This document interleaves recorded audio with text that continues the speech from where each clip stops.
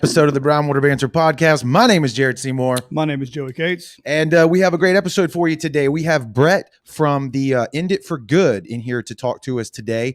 They're trying to change people's perspective on drug use and how society views drugs.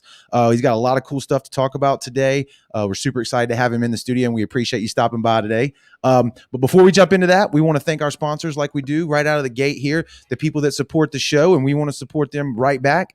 Southern Magnolia Smiles. If you're looking for a great local dentist, Dr. Robbie Williams and his staff right here in this picture, man, they're going to take care of you. You can look up on the socials at Southern Magnolia Smiles. They're on Facebook and Instagram. Or you can hit them up on their traditional website, southernmagnoliasmiles.com, or give them a shout at 228-215-1202. Like I said, located in Ocean Springs, right there on Washington Avenue. Local group of guys.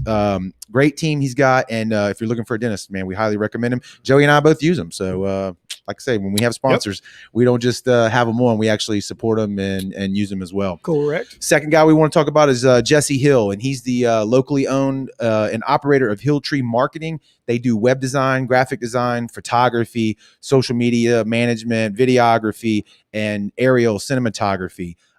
If you're looking to get a website done, Jesse's your guy. Like I said, he is local. You can give him a ring or hit him up on his website at hilltreemarketing.com. If you want to go there, you can see all the work that he's done for other businesses. And if you want to see what he did for us, just go to brownwaterbanter.com and check that out, because he did our website about a month and a half ago now. Yeah, 2 months. It looks way better than we did. Yeah, it's way better than the one we had. And so we're super pumped about that, and we appreciate his support. So go check him out if you need a website for any reason. So like we said, we have Brett in the studio here today with us. Brett, thanks for stopping by, and let's talk about End It for Good. So people that have never heard about End It for Good before, like what's your introduction to someone who is new to the concept here? Yeah, Jared, Joey, thanks for having me. I've been looking forward to this conversation all day. My day actually started off in Laurel, so I'm glad to be ending it here on a high note. There you go, guys, this evening. So yeah, my name is Brett Montague. I'm the Chief Executive Officer of a 501c3, a Mississippi-based nonprofit that does community education and advocacy on drug policy reform issues and the opioid crisis. There you go. And the name of our movement, the name of our nonprofit, which has turned into a movement, is called End It for Good. That means that we are directly calling for an end to the war on drugs, which has been a century-long endeavor by the United States of America, and has been launched on a global scale, and was launched, with the purported intent of, eradicating the world's drug supply, minimizing incarcerations, minimizing death, minimizing drug use. We've been at this for decades, almost a full century, and we've gotten the exact opposite results. We have a global drug supply that is run amok, that's run by drug cartels and terrorist organizations. We have the second highest incarceration rate in the world in the United States. And here in Mississippi, we have the second highest incarceration rate in the United States. So if you actually cut up all of our 50 states into little countries, Mississippi is the second highest incarcerator in the world, and with the exception of certain dictatorships like Venezuela and North Korea. But definitely for all industrialized nations, we have the second highest incarceration rate in the world right here in Mississippi. I did not know that. Yeah, we sure do. And beyond that, we have an overdose death rate that is tragic, to say at the least. We over this last year, during COVID, we might have lost up to 100,000 citizens here in the United States as a result of overdoses. Before that, we had shattered a record in 2019 of losing 71,000 citizens to an overdose, which, in this era of COVID, losing some 600,000 people in 1 year, that may seem like not much. Trust me, it is, year in and year out for decades and decades. That means that we're losing about 10 people an hour to overdoses right here in America, just to that alone. And that is tragic. And And so we've got our work cut out for us, but we are moving the conversation forward. And we're moving this conversation forward, not in a way to celebrate or trivialize drug use, but in a way that makes drug use and addiction be viewed in more of a public health viewpoint and less of a criminal justice centered approach. Because prior to COVID, the number one public health crisis America was facing was the opioid epidemic. COVID obviously exacerbated it. And as COVID winds down, it will return to be the number one public health crisis that America faces. Yes. You hit on a lot of topics there. Yeah, Joey. My brain just already reached its max, and it was in the first 5 minutes. I'm sorry, I'll calm down. No. That was perfect. That was a great introduction, and you touched on a lot of great points. So let's unpack some of those. Sure. I already knew the one about Mississippi because I was at their event that y'all hosted in Pascagoula a month and a half ago. Yeah, actually June 10th. I can't believe it's already been over a month ago. How time flies is crazy. Yes. And so I was already aware of the Mississippi statistic, and I'm going to assume that a lot of the Mississippi incarceration rates is related to drugs. Do you know the details in that number? Yeah, I do. So actually about 41% of inmates in the Mississippi State prison system, which does not include county and inmates in county and city jails, but just in the Mississippi State prison system, over 3,000 inmates are serving at least a 12-month term in prison for a non-violent, non-property crime related offense. All right. And so that's misdemeanors to felonies, I would guess, right? Possession charges. Yeah, correct. Yeah. Possession. And that's an important sticking point here, because it's easy to say, hey, you committed a crime, you're a bad person, you did, whatever. But you're specifically talking about, and a lot of people that speak on this topic, we're talking about nonviolent drug offenders who, like you said, non-property crimes, they hadn't stolen anything, they just were in possession of an illegal substance. Correct. They weren't causing harm to any other human being, committing essentially, what in a normal world, in the pre-militarization of law enforcement and police, in that world would have been something that was not a crime, right? Maybe something that was taboo or discouraged, but not necessarily a crime, right? And it's interesting, we for me to possess something or use something in my own household, we would think in the Bible Belt, that's your choice. Right. But as it turns out, that's not actually how we operate behind the curtain. Right. So, yeah, we're working really hard in communities, that are conservative, evangelical, faith-based law enforcement, to bring people into the conversation in a way that is compassionate, in a way that is patient, and in a way that is incentivizing for all. Because if you look at this, even law enforcement has a skin in the game for a more public health centered approach, because they're bogged down in a quagmire of a war. Yes. Yeah. And probably full. I mean, the jails are full. There's nowhere. Absolutely. Yeah. And if you think about judges, they have their court systems have backlogs that are stacked knee deep, and prosecutors. I was just with a prosecutor the other day who was newly elected. He'll go unnamed, and that county will go unnamed. But he was complaining because, he told me, he said, Brett, 80% of the cases that come through this office are all drug related. Wow. And if you look at the clearance rate on cases like murder, rape, child pornography, etc., they're super low, which should not be the case. And it all traces back. What does clearance rate mean? What does that? It means cases that get solved. Okay. So they're spending so much time trying to solve these and dealing with these drug cases that they're now having time to do what really needs to be done. Absolutely. Right. So when you're going into these communities of evangelical Bible Belt counties, towns around in Mississippi, like I said, it's probably hard to get people to kind of change that mindset and stop viewing these people as criminals, right? Which is what your goal is, Sure. and treat it more as a public health crisis, because a lot of times people that are in these situations have mental illness or some kind of mental issues going on, or life issues going on, that they use drugs as an escape for, right? And then become addicted. So it's kind of a downward spiral to send that person into prison, because it's not going to actually solve the root of the problem. Correct. And let me say this just as a small disclaimer.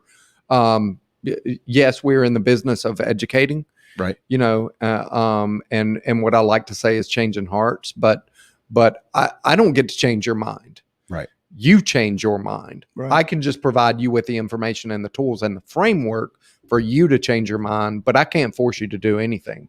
Just like I cannot, force someone who is suffering from an addiction to just say, just stop doing drugs and get them to bend to my will and them to stop using drugs. You don't do that cold turkey. People don't people don't quit ideas or philosophies or change their mind cold turkey either. Mm-hmm. So we should understand that, when having conversations with both communities. Right. Yep. Do you see that kind of the Bible Belt ways kind of phasing out with these new laws like Colorado, Washington, stuff like that? Do you see some of the old stuff moving out and some of the new stuff moving in, or is it still the same way? Well, what I would say to that is, like, I don't. In terms of seeing the Bible Belt eradicated, I maybe don't changing necessarily their mind. See that. Yeah, but I seen them changing their tack. Right. Mississippi's usually they are always a little behind as far as like catching up to new ideas when it comes to more progressive ideas like that. Embracing new ideas. Correct. Embracing new ideas. For good, for the better or worse, either way. Sometimes, absolutely. It can be a good thing as well. Absolutely. I mean, there are traditions that we have that are great that we should hold on to for dear life and never let go of, that give us strength of position and leverage, in tourism and a whole host of different things, but when I am wrong on something, there should be no stigma or no barrier from me just like getting that burden off of my shoulders and saying, what I've been thinking on this whole time has been wrong, or just not fully capturing the whole picture. And that's okay. That's okay.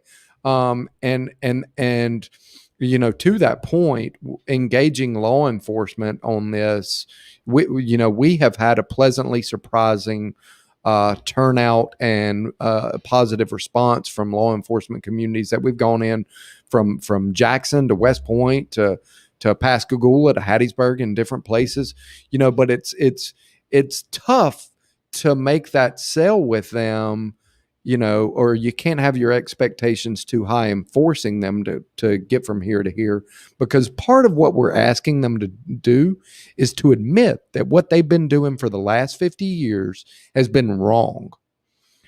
We're asking them to admit that. And the truth of the matter is that the majority or a good percentage of what they've been doing has been spot on. There is a need for law enforcement. There is a need for police and sheriff's department in our community, right? To maintain public safety. So they're putting their lives on the line every day, and we need to honor that. And the truth is that what we should be doing to honor them is to give them the ability to put the resources they have into the right place so they can actually solve crimes, and when they get crime rates low in their community, to maintain peace. Because I just had a law enforcement officer tell me this the other day. If you look back at Robert Peel, who was the first cop in the world in London way back when, his philosophy is that you are not judged by the number of arrests that you have in your community, but you're judged by how low your crime rate is in the community. And a lot of law enforcement officers are trying to get back to that, but cultural shifts take time. Yes. Right. Yeah. And I think that's one, you said what they've been doing for the last 50 years has been wrong. I think it's maybe that the perspective is changing, that maybe it hasn't achieved the goal that it was set out to achieve. Right. It hasn't ended the black market for drugs. It hasn't ended people's use of drugs, and it hasn't ended people going back into jail that were originally arrested for drugs. Right. Yeah. And at your June event, that we mentioned already, that was in Pascagoula. Pascagoula Police Department was represented there. There were some officers there. Correct. And the way that meeting was held, is it a meeting? Is that the right way to call it? We call them community discussions. Okay, community discussions. That feels better. Yeah. Your president, what's her name again? Our founder and president, her name is Christina Dent, who has a phenomenal story that I'd like to, or that I'm willing to talk about. Absolutely, and we'll get into that. She presents her story at these community discussions, and then at the end of it, she allows everyone in the room a minute to kind of give their take on everything that she presented. And she asked that you don't agree just to agree, right? She really wants to hear people that do not agree. And what the Pascagoula police officers said, that they do appreciate that what's been going on hasn't exactly worked. But a lot of people in the room agreed with decriminalization, but they did push back against that a little bit and said that, what are we going to replace that with? And how, and what does that look like, right? Call it mental health, public health issue. That's fine. But sometimes these people need to be removed from these communities. Right. And what is that going to look like? Yeah. Right. And that is an issue. No, it absolutely is an issue. And look, this is a complex topic. You Correct. know, I could get into talking about 50 different things connected to the issue today, from, you know, civil asset forfeiture to reentry issues to a whole host of things. You know, and End It for Good does not necessarily have a full stop answer for either policy prescription, whether you're talking decriminalization or legalization. Okay. Nor should we have all those answers. Right. This needs to be a community-wide conversation where everybody is at the table to provide input. Right. You know, nor if you usher in, you know, a policy of decriminalization or legal regulation, nor are you going to get a fix-all policy set up where you're going to basically foresee any potential circumstance that ever comes about. That's impossible to do. No one ever in human history has ever achieved such legislation. Right. You mentioned Christina and her story. Would you like to go into that real quick? Share that about, because I thought that really shows like someone who did not grow up herself doing drugs. I don't even think she drank alcohol, if I remember correctly. So she wasn't in that lifestyle or saw that, and had a particular way that she viewed people that did have a problem, right? And then it was all turned around by the adoption of a child. Yeah, no, you're spot on that elevator of her story, and it's very compelling, and in fact, if you wouldn't mind giving me a little latitude, tell a little bit about my story, and I was going to, and how I met her, and absolutely, if that, you know, helps, but. So I'm a native Mississippian too. Like her, I was born and raised in Hattiesburg, in a loving middle to upper class Christian environment. On my mom's side of the family, all educators. On my dad's side, all attorneys, all very successful people on both sides. I have an older brother that's 2.5 years older than me, way smarter, way more intelligent, way more personal magnetism, et cetera, et cetera. As we came of age, now we both experimented with various substances. I actually was the only user in high school. I was a regular daily pot smoker in high school, and he used to beat me up a little bit because I had severe childhood asthma, and he didn't like me using.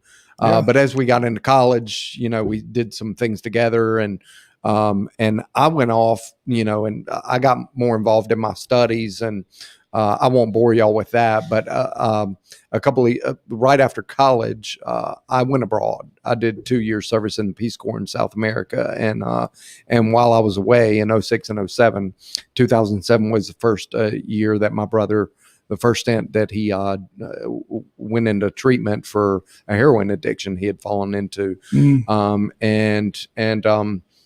looking back on it, I didn't realize it at the time, but looking back on it, like I was out there in the world making a difference abroad and doing things, and his career had never really taken off. And so, you know, I think there was some depression, trauma, different things, you know, that kind of made him fall into that trap. Didn't see it immediately, but there was this 10-year period from 2007 to 17, where this vicious cycle over and over, and out of rehab and out of rehab. And our family tried everything that we could do. But in 2017, he overdosed on his birthday, his 38th birthday. He survived. Yeah. But because luckily there was someone called 911. I'm a big advocate of Good Samaritan laws, by the way. But someone called 911 that was there with him. An ambulance was blocking a half away, and they resuscitated him with Narcan. But my parents had thrown their hands up in the air at the time. But me as a brother, I really wasn't willing to give up. So he was living in North Carolina, and I just blindly drove up there and just sat with him for 4 days. That's what I decided I was going to do. Wasn't going to try to impose anything on him, just sit there. And it was interesting because over a 4-day period, he began to see me as less of an antagonist, trying to get him to do what I wanted him to do, and more as a brother who was just showing attention, concern, and compassion. And it was what was interesting is that accelerated his ability to make the decision he needed to make to get into treatment. And it hit me. And I said, influence works a whole lot better than enforcement. Right. Support. Yeah. Yeah. And it just led me into this volunteer advocacy. And over time, there's a guy in Hattiesburg. His name is James Moore. He owns a bike shop, Moore's Bike Shop. His son died of an overdose in 2015. And now he's used his son's legacy to do some fabulous advocacy here throughout the state. And I was talking with James one day about, just a call that I felt like I had to do a little more advocacy on a volunteer basis. And he said, I want to introduce you to somebody. This is where Christina comes in. Okay. So he said, I want to introduce you to this girl, Christina Denton Jackson. She's very interesting, set up a nonprofit. Yeah, I'm going to do an introduction email to y'all. So first he sends me this email, a little bit about her, and includes a link to a TED Talk that she did. And I'm like, who is this girl? Like 34 years old, Jackson, Mississippi, like evangelical Christian, got invited to do a TED Talk. Sweet. What? And I watched it, and it was just compelling. You've seen it. I watched it. Yeah. And so it was like very interesting. So I actually helped her coordinate an event this on a volunteer basis in Hattiesburg in November 2019. And it was a community discussion like you just went to. And I invited 141 people in my network in Hattiesburg that were made up of law enforcement officials, judges, dentists, pharmacists, faith leaders, a wide combination of people, and 120 of them showed up. And it included people like our mayor, both our incoming and outgoing DA, our incoming and outgoing sheriff, a federal judge, just, show stopping. And next thing you know, we just keep corresponding. And in 2020, we decided to join forces, and, and she asked me to come on the End It for Good team. So that's what I've been doing, and I feel passionate about what I do now. I would do it for less money. And I've made more money previously in the private sector. So, it gives me a whole lot of sense of purpose. And we're not directly saving lives every night, but, we're saving lives in another way, and hopefully changing hearts. Right. Yeah. Yeah. I think that's, like you say, you change the shift of the conversation, if nothing else. And that down the road can lead to things that never happened, like some of the stories that she mentioned of families being torn apart by, again, you're not advocating people use drugs or glorifying the use of drugs. You're just merely saying that when you take the approach that's been taken, that there are ramifications and collateral damages that people maybe don't realize, and maybe we could do it in a better way that tries to mitigate some of those circumstances. Correct. Mothers being taken away for 6, 7, 8 years from their children who, again, these aren't people who killed anyone or who, stole a bunch of property or credit card frauds and stuff. It's strictly talking just drug policy. Yeah. So, I actually listened to a previous episode that you guys did with Shay Dobson. Correct. Which actually y'all did that episode, I think, the same day of our community discussion in Pascagoula. It was June 10th. Yeah, it was, because you left here and went over there. Yeah. And he talked about something in that episode that, he was trying to make decisions that were going to benefit the long-term health and wellness of Ocean Springs. And that's the way that I see this. And I can tie this into Christina's story, which I actually never got into a second ago. But so Christina's epiphany came from her experience as a foster care parent. Christian, conservative, evangelical, never touched a drug, never smoked a cigarette in her life. In 2014, her and her husband Thomas became foster care parents because she was the chairwoman of her church's family preservation committee. And down the road, about a year down the road, I can't remember the exact timeline, but it wasn't long after they decided to become foster care parents, they came into custody of a newborn child who was removed from the custody of the natural mother because of the natural mother's prenatal drug use and addiction. The mother's name was Joanna. The boy's name was Beckham. And Christina had this preconceived notion of what addicts were, right? Just growing up here in the Bible Belt and limited exposure, she was like, what kind of a monster? Right. You know, trashy, slimy, But over a series of supervised visits with Joanna, like holding Beckham and singing to him and doing different things, she started scratching her head and she was like, no, like something different is happening here. Like I see a struggling mother who loves her child just as much as I love my 3 kids, but has this really hard life struggle. And actually like keeping her child away from her is not helping. It's only hurting. Like she needs that bond to be forged in her life, like, so she can overcome this, and part of what I tell people is like, okay, if you don't have someone to bond with, you're going to find something to bond with. That may be something healthy or unhealthy, but if it's really unhealthy, that's not good. Right. And that's why, I don't know if you've ever read Chasing the Scream by Johann Hari, but y'all hand that out at the event. Yeah. I haven't got to read it yet, but I have it. I'm gonna. So in his, so Joey, this a book that an author named Johann Hari wrote called Chasing the Scream. It's a book basically about the history of the war on drugs and drug prohibition, and explores alternate approaches across the board. He traveled 30,000 miles around the globe doing it, but he has an afterword in that book. Actually, Christina's included in that afterword. Don't know if you knew that, but the name of the afterword is called "The Opposite of Addiction is Connection." The opposite of addiction is connection, which absolutely does. But so that got the best of Christina's curiosity, which led her into just like doing some reading and research. Next thing you know, she has a book discussion in her neighborhood based on Chasing the Scream, and people are like, "You need to do something with this." And a series of things happen after that, and then the next thing you know, the End It for Good movement is born.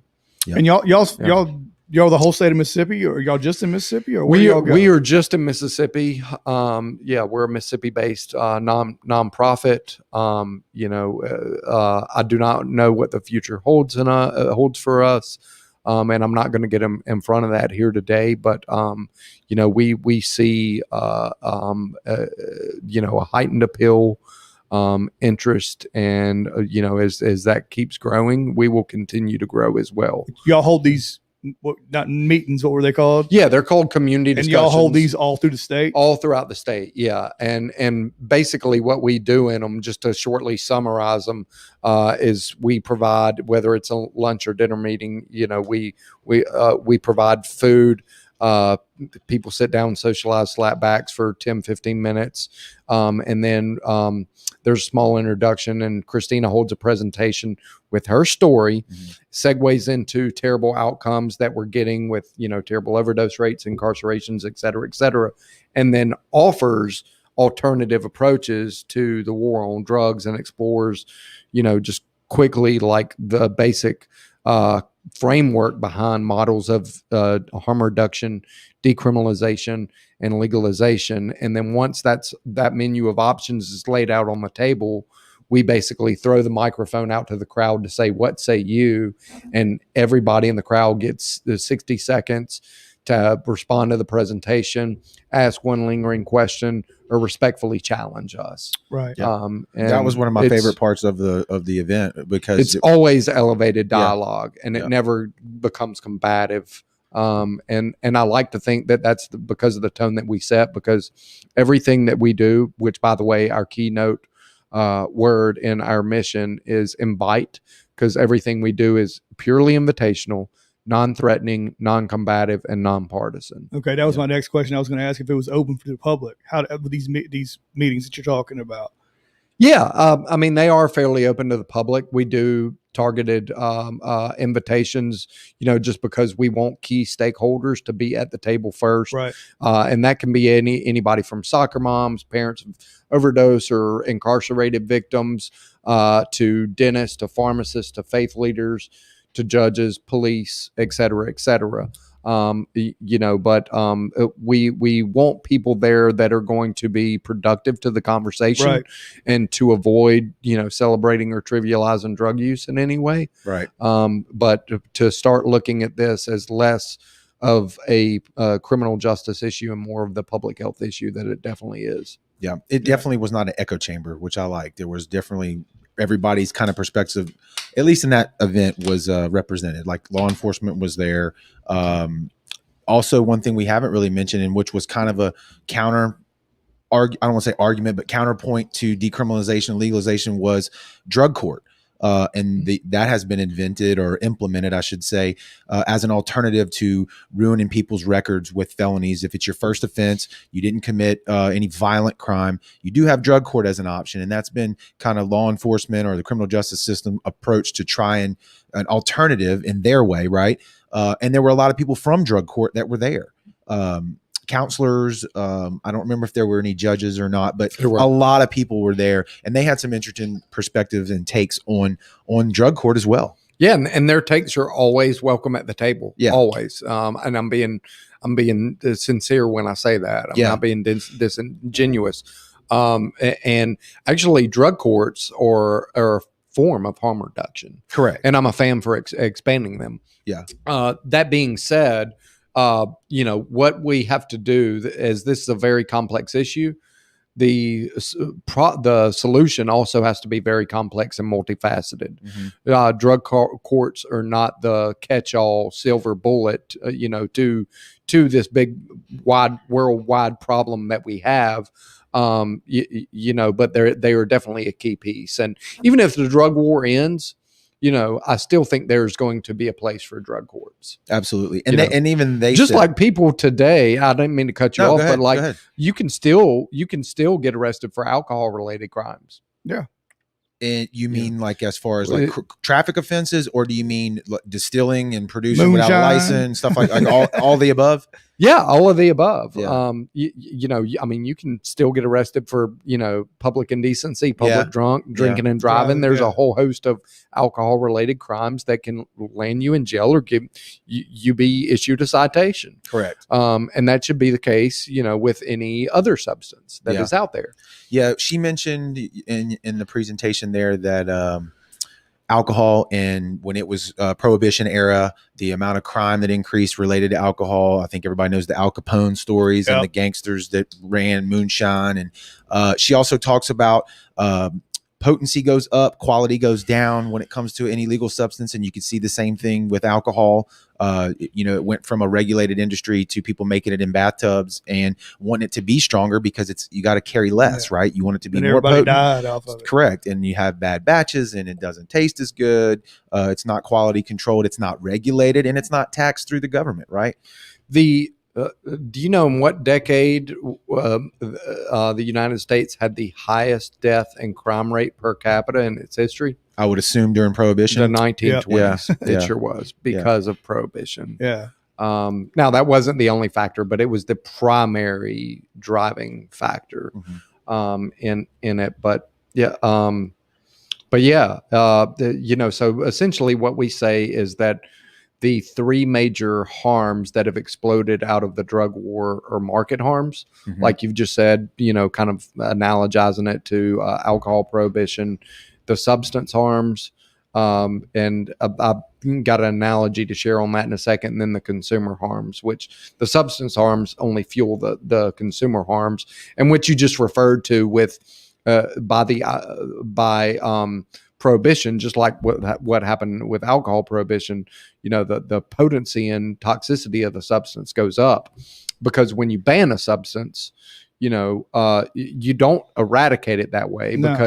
Because people's wants don't demand demand does not follow supply. You just got people in the woods making demand, it, right? Correct. So you don't eradicate the market; it just goes downward into an underground market, and it's going to fill the void, for that demand. Right.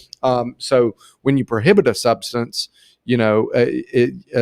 now people in the market, the market share owners, they have to smuggle a substance, which means they have to transport it in a smaller package and up the potency, so you get the same bang for your buck.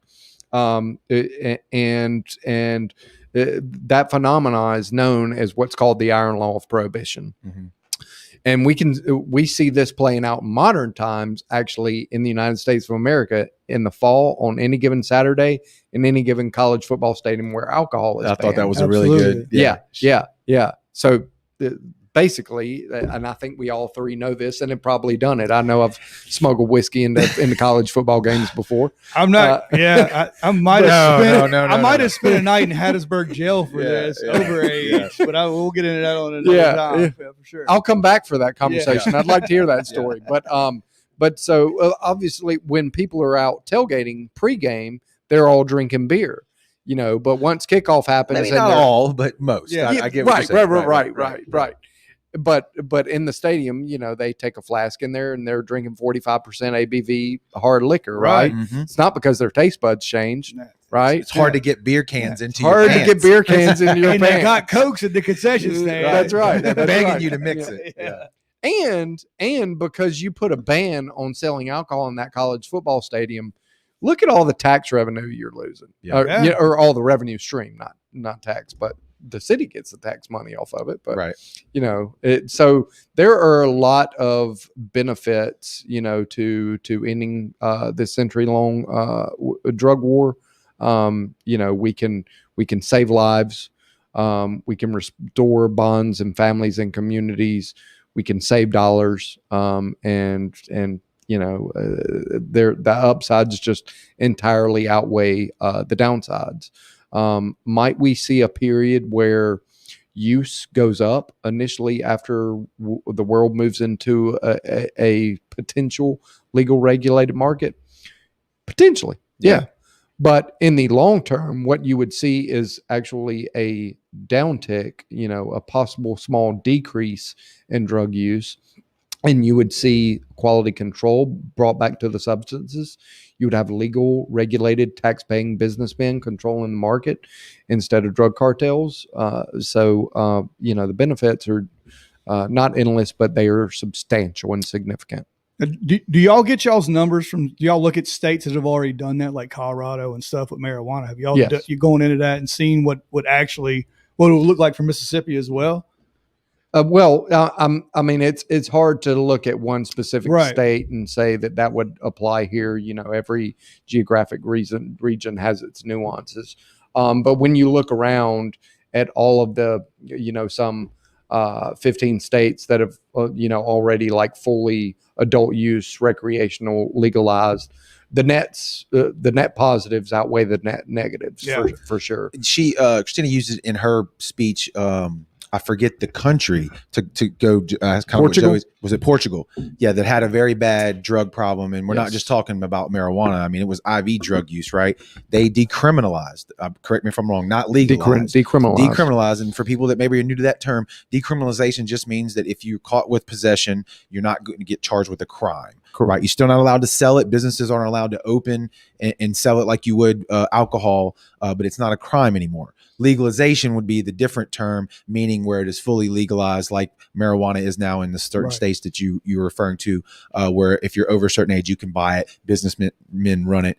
So two different terms there. But Portugal decriminalized, and they actually saw a lot of health benefits when it came to the population that was affected by drugs, with using clean needles, transmission of bloodborne pathogens, I believe, went down. It was a lot of different things that you may HIV rate. Yeah, you may not realize or think about when it comes to the drug problem. So that is a kind of didn't Oregon or something like that do that, or am I wrong on that? I think they have. If I remember, it has decriminalized most, if not all, drugs. Yes. The problem there, though, still lies with the federal government. So when you talk about, I'm sure, like methamphetamine and cocaine, right. I can't imagine that state law is really going to trump any of that when it comes to the DEA. Yeah. Right? No, it's not. Right. But they also just decriminalized psilocybin. Yes. And that's the substances like that are a real game changer in the mental health conversation. Yeah, which is crazy. I've actually been reading a couple books about that. Psilocybin being the active ingredient in mushrooms, and there are already ketamine clinics that are in operation to use to treat depression, which is similar class drug. But yeah, there's research going on right now. Where is we it saw at? When we were out there in Colorado. Well, it's a big research right now. I can't think of where it's at. Anyway, did y'all go out there to do a study? No, I just went out there on vacation for 2 weeks. It was like a study, nice. though. Yeah, but there's at Hopkins, I think. John Hopkins University is looking into psilocybin for the treatment of depression and I saw that. PTSD. Yes. So it's, there are some benefits there, but under the Schedule 1 classification that it's been under for the past 50 years, you're not even allowed to do medical research with any of those substances. So what was your perception in Colorado? I thought, and I had no percent. I thought it was going to be like, Reefer Bourbon Madness. Street. You know what I'm saying? Reefer and Madness. actually, Yeah, exactly. Actually, Yeah. I smell more marijuana on Bourbon Street than I did in 2 weeks in Colorado. Yeah.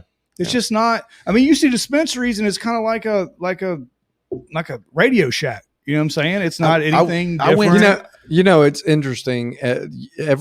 So many people think, because of the propaganda we've been fed for a century, that legal regulation or legalization means there's going to be a free for all, mayhem in the streets. Correct. And what people are finding out is in places like Colorado and Illinois and different places, it's actually changed the conversation to having very boring conversations about tax rates and different things like that. Exactly. It wasn't Seriously. like Black Friday. It wasn't there was lines out the door. It was just like a regular store. I went to Vegas. Vegas is recreational as well.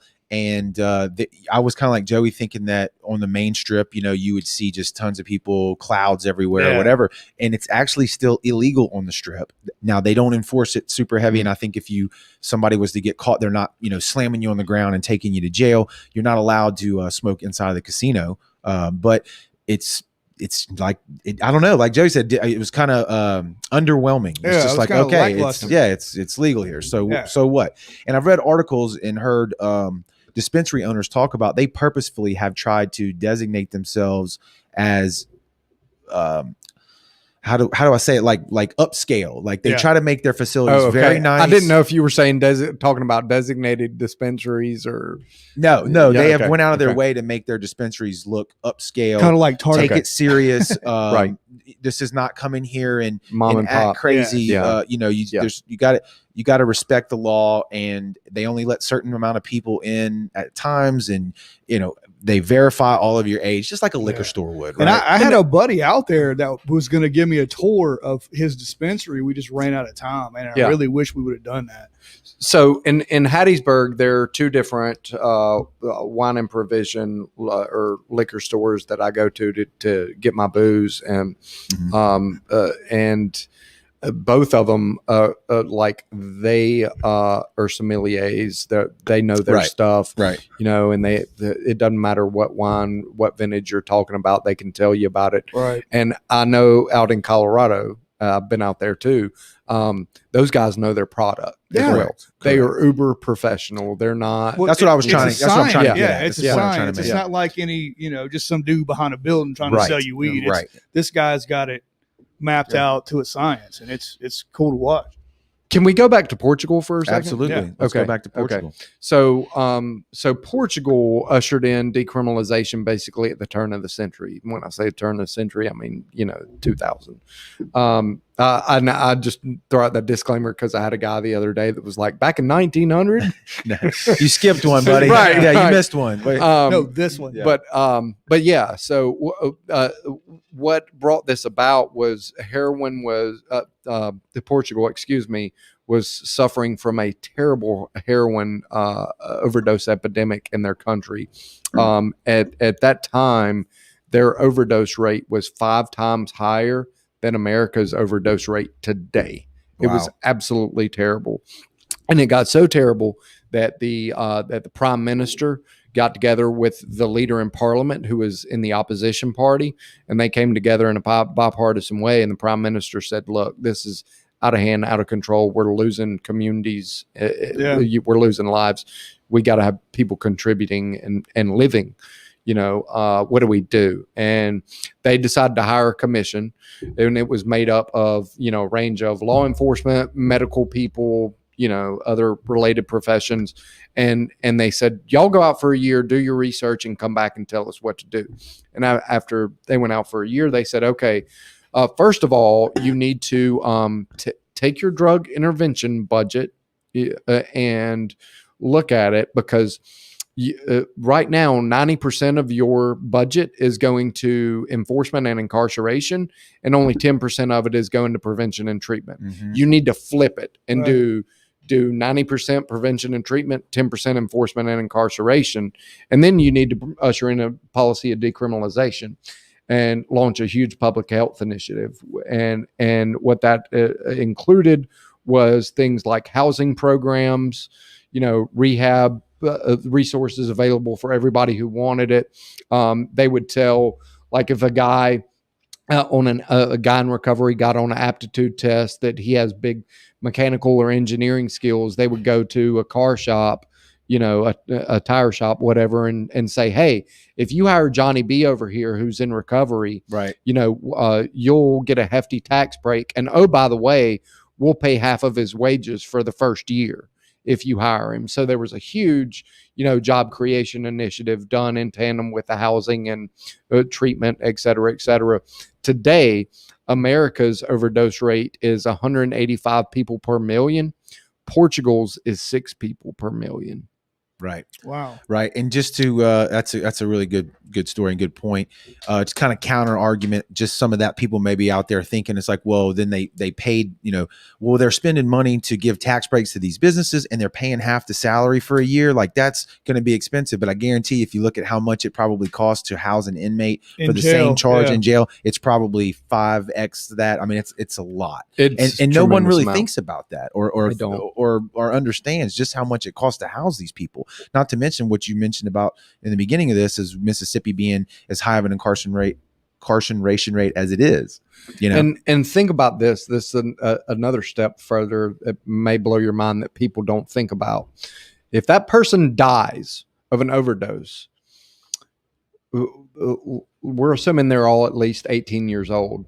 From the time that they were in pre-K to graduating high school at 17, 18 years old, how much did we pay in tax dollars to educate that individual? A bunch. To make sure that they were going to be a productive contributor in society. Right. And if we lose them, all that money is gone. Yeah.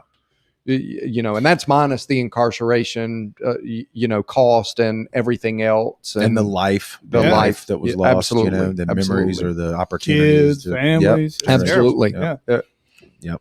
It's a highly complex issue that, like you said, it doesn't have simple solutions, but I think y'all are out there trying to at least spark the conversation. Yeah. Right. Yeah. And we're keeping the conversation going forward. In fact, we're coming down here to the coast next week. What a great transition that was. I like that. That was skilled right there. Yeah. Let's talk about it. Let's talk where about we going? it. Yeah. July, right? Y'all have an event in Biloxi? Yeah, we actually do. July 22nd, next Thursday. We are going to be at the Biloxi Visitor Center holding a community discussion like you went to in Pascagoula, Jared. And it's going to be at the Biloxi Visitor Center from 6:30 to 8:30. You do have to register to attend. Okay. And if anybody is interested in registering, they can email one of 3 people, me being included in that. My name is Brett Montague. My email address is Brett with 2 T's at enditforgood.com. I'm going to put that in the comments. Yeah. Sure. Keep go ahead. Our outreach director, who would be the easiest and best person for you to reach out to register, is Angela Mallett. And Angela's email address is angela@enditforgood.com. Okay. I got that there. And then All right. And y'all have you do have a Facebook page for Absolutely, we do. Yeah, and that keeps updates of what's going Absolutely. on. And everything like that. We're on Facebook. We're on Twitter. We're on Instagram. Yeah, absolutely. And it shows the schedule of where these. Well, actually, we don't put on Facebook Okay. our events, but yeah, they can follow us on Facebook and find out about numerous community education event initiatives that we're carrying out, and and look at our platform if they want to peel behind the curtain, if you will. Yeah. Right. And I want to actually flash this up. Is the picture of your team, of all of y'all here. So we have Christina here to the left of the photo, Angela here, which is actually how I got associated with your group. She's a family friend, so that's how I caught wind of what y'all were doing. She is fantastic, by the way. She's a great person, yes, and she's got a great story, very inspiring. Then yourself here, and then who again was this to the far right of the photo? Yeah, Jennifer Allen. Okay, yeah, Jennifer Allen is our marketing and events coordinator. So like everything, for instance, that you saw in Pascagoula, she makes that happen. She makes that event look as professional and elegant and awesome as possible. She does great work. Yeah, it was very well put together. The food was good. It was a good atmosphere, a good vibe, and an intellectual discussion on a very complicated and personal, I'm sure, for many people in that room. We all usually have a family member, like you mentioned, or a lot of times it's the person themselves that have experienced some type of addiction or whatever. So I hats off to what y'all are doing, and that's why we wanted to have y'all on the show. If people are interested in this topic and they want to hear more about it, or they want to be a part of the conversation, go check out the event. The links are in the comments below here. If you're on Facebook, YouTube, or Twitter, send them an email. Register for the event. Correct? Come check it out. Absolutely. Yeah. Is it same forum as it was in Pascagoula? Y'all cooking, same people, same. And then we're gonna have we'll have it catered. Yeah, absolutely. And in fact, evidently our caterer has a connection with the Biloxi Police Department, so that's interesting. Sweet. Yeah. But yeah, we're looking forward to it, and appreciate y'all having me here today. And if y'all would like for either me to come back or Christina or Angela, we'd love to come back and build on this conversation with you guys. Absolutely. Yeah, we like to talk. It's one of our best. If we have the whole team, whatever. Yeah. Angela told me, I was like, "What is brown water banter like?" And I looked at you guys, and it's a great fit, and I love the conversation. Yeah, appreciate it. That's what we're here for. Keep up with you guys. Trying to shine light on all the cool people down here on the coast and all the cool things that happen. And this falls right in line with that. So it's a pleasure's all ours, and we appreciate your time for stopping by today, making the drive down here, right? Yeah, no worries. I live up in Hattiesburg, but growing up, my family, we had a condo down here on the coast in Diamond Head, and so so used to it. Used to that 55 minutes. I learned how to fish and ski on the Jordan River, man. There you go. I was just out there when Joey was in Colorado. That's where I was at. So, nice. Yeah, nice. So love it. Big thanks to everybody that watched us here on the live or checking it out on the replay as well, and all you people out there in the audio podcast world. We appreciate y'all as well. And we got a big episode coming up, Joey and I. Next one's going to be the 100th episode. 100. We're in triple digits, so we're super pumped about that. We got a few ideas on what we're going to do for that one, and we're super excited about it. So y'all be sure to check that out. We don't have it quite scheduled yet, but we're bad at that. Yeah, we're terrible at that. I think it might be Thursday of this week. So, but who knows when you're listening to this either. So anyway. All right, but we'll see y'all on the next one, man. Later.